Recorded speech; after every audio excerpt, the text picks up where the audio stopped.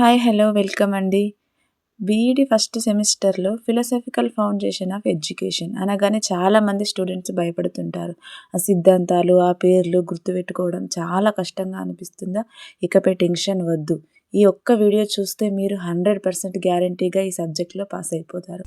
ఈ సబ్జెక్ట్లో మెయిన్గా 5 టాపిక్స్ ఉంటాయి, 5 యూనిట్స్. 5 యూనిట్స్కి సంబంధించిన అన్ని క్వశ్చన్స్ చూసి నేను ఒక 13 క్వశ్చన్స్ మీకు ఇచ్చాను. అవి చదువుకుంటే సరిపోతుంది. ఇంకా మన ఛానల్ని ఎవరైనా సబ్స్క్రైబ్ చేసుకునే వాళ్ళు ఉంటే సబ్స్క్రైబ్ చేసుకోండి. శ్రీ వీడియోస్. మీ ఫ్రెండ్స్కి ఎవరైనా ఈ సబ్జెక్టు కష్టం అనిపిస్తే వారికి షేర్ చేసేయండి. ఇప్పుడు టాపిక్లోకి వెళ్ళిపోతే ఫిలాసఫికల్ ఫౌండేషన్ ఆఫ్ ఎడ్యుకేషన్లో ఇంపార్టెంట్ క్వశ్చన్స్ 13 ఇస్తాను. ఆ 13 చదువుకుంటే మెయిన్ అన్నీ కవర్ అయిపోతాయి. అందులో ఫస్ట్ది విద్య అంటే ఏమిటి, అర్థాన్ని వివరించండి మరియు నిర్వచనాలు రాయండి. స్వభావం, రకాలు వివరించండి. అంటే విద్య యొక్క మీనింగు, దాని యొక్క అర్థం ఎట్లొచ్చింది, విద్యకు సంస్కృతి పదంలో అర్థము, ఇంగ్లీష్లో అర్థం, అవన్నీ రాయాలి. మరియు సెకండ్ క్వశ్చన్ వచ్చేసి తత్వశాస్త్రం అంటే ఏమిటి, దాని యొక్క అర్థాన్ని మరియు నిర్వచనాలు, దాని యొక్క పరిధి, స్వభావం రాయాల్సి ఉంటుంది. తత్ మరియు ఫిలాసఫికల్, ఇంగ్లీష్లో మీనింగు, తెలుగులో మీనింగు, దీని వాటి యొక్క నిర్వచనాలు, ఏ శాస్త్రవేత్తలు ఎట్లా ఇచ్చారో అవన్నీ రాయాలి. మరియు థర్డ్ క్వశ్చన్ వచ్చేసి విద్య తత్వశాస్త్రం మధ్య సంబంధం. అంటే ఇప్పుడు విద్యది ఫస్ట్ క్వశ్చన్, తత్వశాస్త్రం సెకండ్. ఇవి రెండు కలిపేసి వాటి మధ్య సంబంధం, ఒకదానికొకటి ఎలా ఆధారపడి ఉంటాయి, అవన్నీ వివరాలు రాయాలి తత్వశాస్త్రం మరియు వాటి యొక్క పరిధి రాయాల్సి ఉంటుంది, ఎక్కడి వరకు విద్య తత్వశాస్త్రం అనేది. ఫోర్త్ క్వశ్చన్ వచ్చేసి భారతీయ దర్శనాలను తెలియజేయండి. షడ్దర్శనాలు అని కూడా అంటారు. వాటికి షార్ట్కట్ వచ్చేసి సయోన్య వైపు. ఇది నేను సొంతంగా రెడీ చేసింది. సా అంటే సాంఖ్యక, యోగ, న్యాయ, వైశేషిక, పూర్వమీమాంస, ఉత్తరమీమాంస, ఈ 6 దర్శనాలు ఉంటాయి.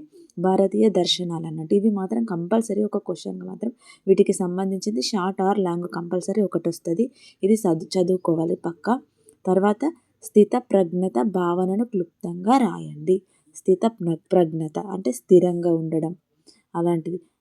దాని యొక్క అర్థం క్లుప్తంగా రాయాల్సి ఉంటుంది. తర్వాత విలువలు అనగానేమి, భారతదేశంలో విలువల గురించి ఏ శాస్త్రవేత్తలు ఎలా చెప్పారు, ఏమని చెప్పారు, వాళ్ళు అసలు ఎలా ఫీల్ అయ్యారు విలువలు అని అన్న దాని గురించి రాయాలి.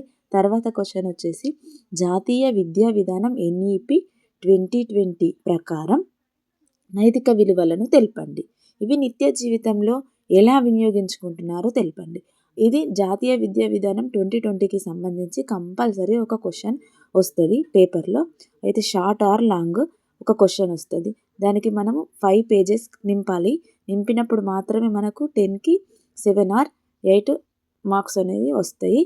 దానికి సంబంధించింది మాత్రమే రాయాలి. తర్వాత క్వశ్చన్ బాలల హక్కుల ఒడంబడిక, హక్కుల వర్గీకరణ, వాటి యొక్క అంతరార్థాలు, అంతర్భావాలు తెలియజేయండి.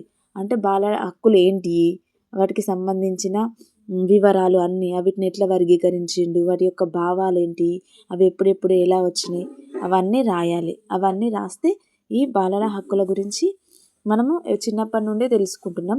మనకు తెలిసినవన్నీ రాస్తే కూడా సరిపోతుంది. దానికి సంబంధించినది మాత్రమే రాయాలి.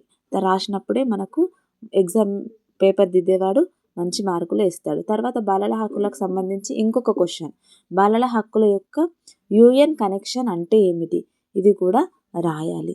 తర్వాత వచ్చేసి తగిన ఉదాహరణలతో ఏవైనా 3 పిల్లల యొక్క కేంద్రీకృత బోధన గురించి వివరంగా రాయండి. అంటే పిల్లలకు మనం ఏ రకంగా బోధనలు చేస్తున్నాం, ఉదాహరణకు ఆటల పద్ధతి, కథల పద్ధతి, ఏ రకంగా చెప్తున్నాం మనం, వీటి గురించి రాయాలి.